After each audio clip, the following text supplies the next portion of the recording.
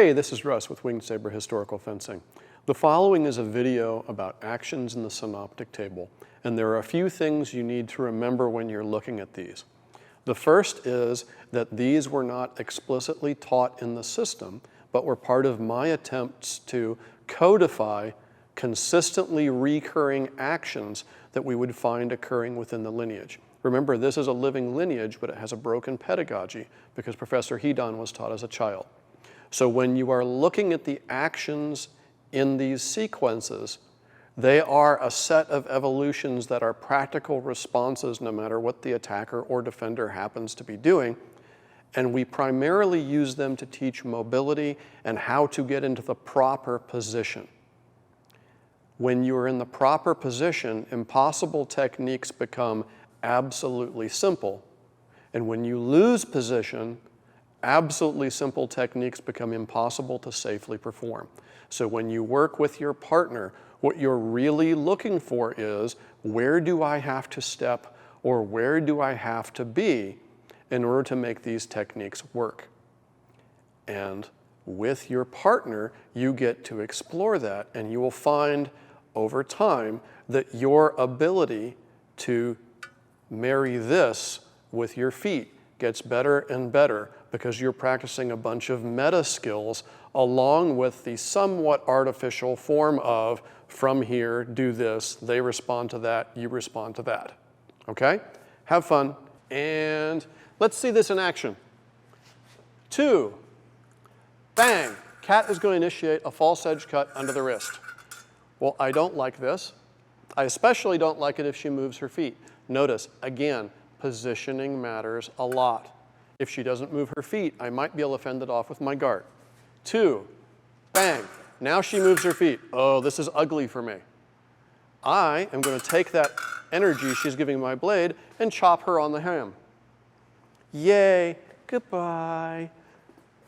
Well, that's bad for her. What can she do in response that's practical, simple, and relies on the energy that we're giving each other during the exchange? 2, bang, she initiates the false edge cut. I initiate this cut. What can she do? Oh, she's got a cut. Pow. She can do it in 2, because to be quite honest, she's been waiting on the camera. Or if her blade's already here, she can just step up and snap that right into my wrist, cutting 1.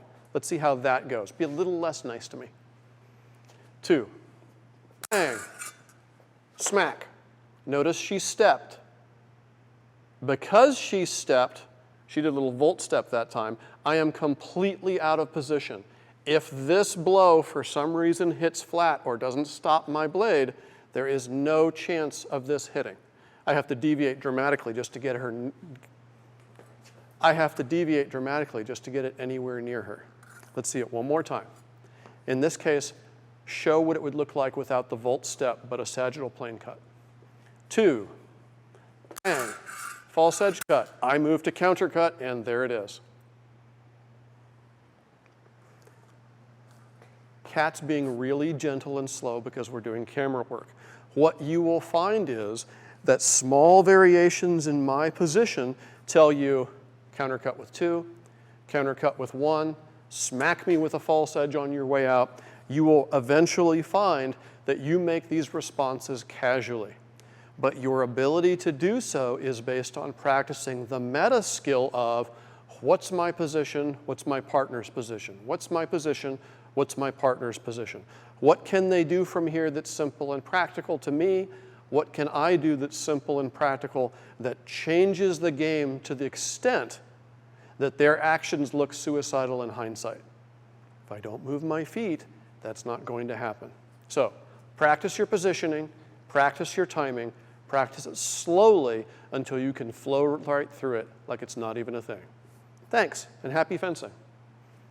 We've got more videos and content coming, so if you liked what you saw and it was useful for you, please stab the like button, /subscribe, and punch the little bell icon so that you're notified immediately when new content comes available. Thanks, and go do the thing.